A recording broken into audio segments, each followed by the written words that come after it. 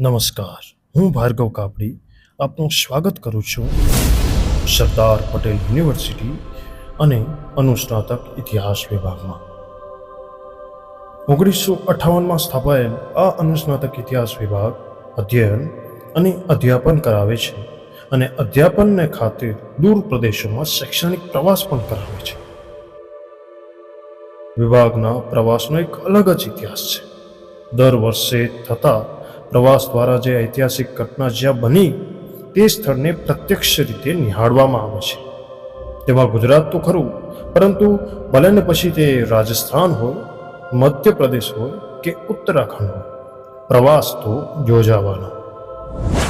તો ચાલો વર્ષ 2024-25નો શૈક્ષણિક પ્રવાસ હિમાચલ પ્રદેશની યાદો ફરી એકવાર તાજા કરી લઈએ.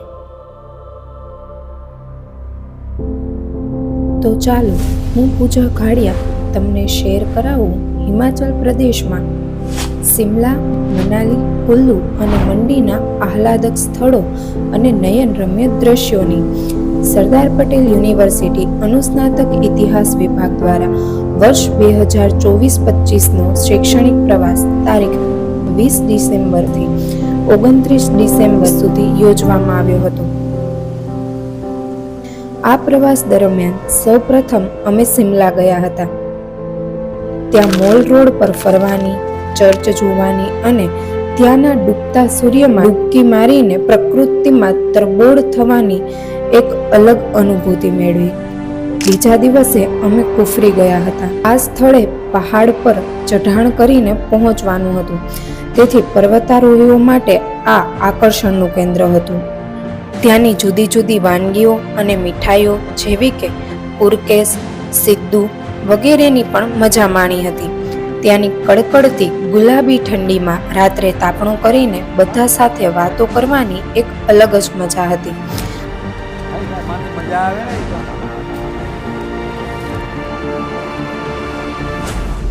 આ તો થઈ શિમલાની વાત.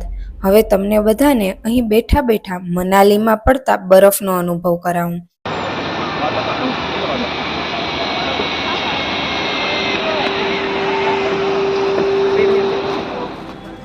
મનાલીમાં અમે હિડિંબા દેવી મંદિર અને ઘટોત્કચ મંદિર જોયા.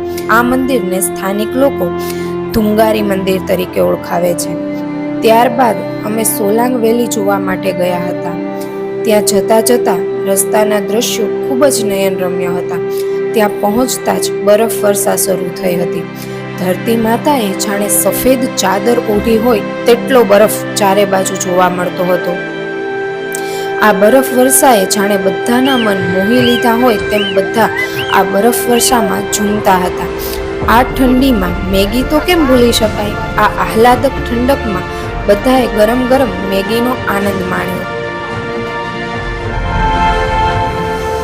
ત્યારબાદ અમે કુલ્લુ જવા નીકળ્યા હતા. ત્યાં રસ્તામાં બિયાસ નદી કે જે હિમાચલ પ્રદેશના મધ્ય ભાગમાંથી નીકળે છે અને 470 કિલોમીટરનું અંતર કાપીને પંજાબમાં સતલુજ નદીને મળે છે. આ બિયાસ નદીના દર્શન કરીને ધન્યતા અનુભવી હતી.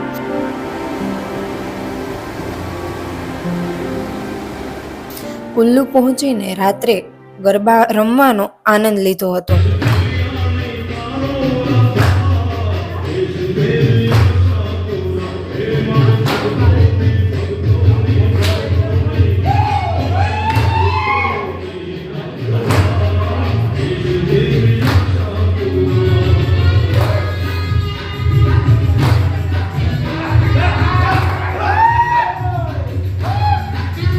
ત્યાંની હોટલના રસોડામાં જઈને જાતે રસોઈ બનાવીને જમવાની મજા કંઈક અલગ જ હતી.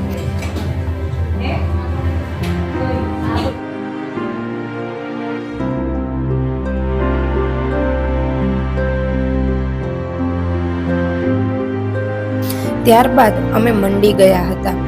સરદાર પટેલ યુનિવર્સિટી વલ્લભ વિદ્યાનગર અને સરદાર પટેલ યુનિવર્સિટી મંડી હિમાચલ પ્રદેશ વચ્ચે થયેલા MOU અંતર્ગત સરદાર વલ્લભભાઈ પટેલ રાષ્ટ્રીય એકતા અને ભારત એકીકરણ વિષય પર 2 દિવસીય રાષ્ટ્રીય સેમિનારનું આયોજન કરવામાં આવ્યું હતું.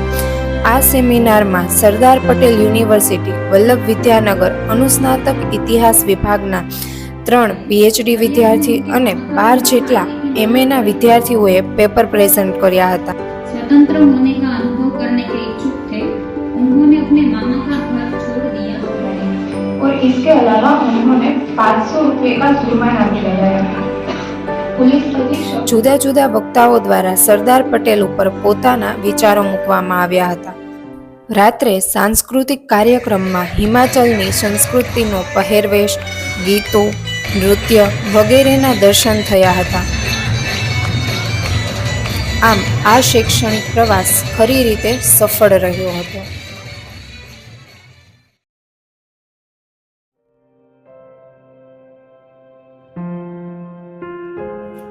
મારું નામ અલૌકિકા ચૌધરી છે.